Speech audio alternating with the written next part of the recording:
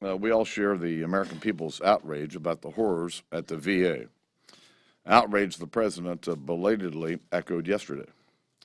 You know, the White House keeps talking about its efforts to increase VA funding, but where's the accountability? The president has made a lot of promises to our veterans. It's time for him to start keeping them.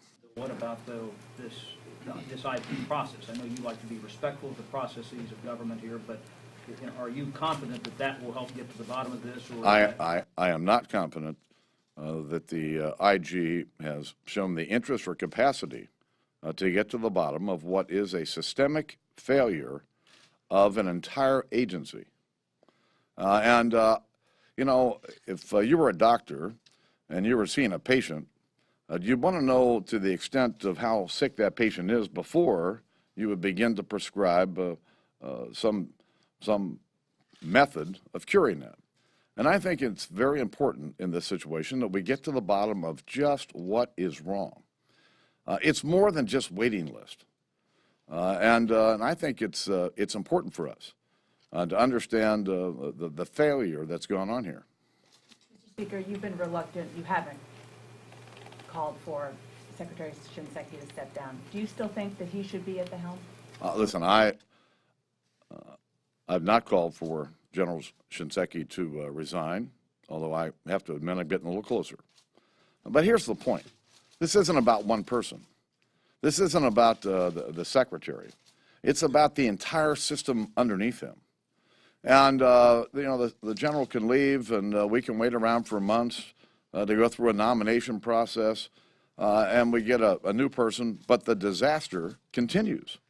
And so I don't want people to get confused about what the shiny ball is here. The shiny ball is a systemic failure of this agency.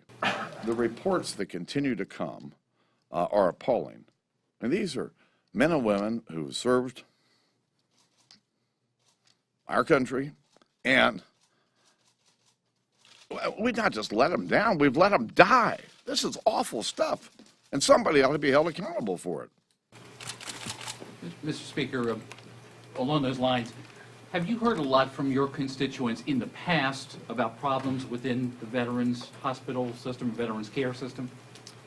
We have, but I can tell you we've heard a lot more over the last couple of weeks.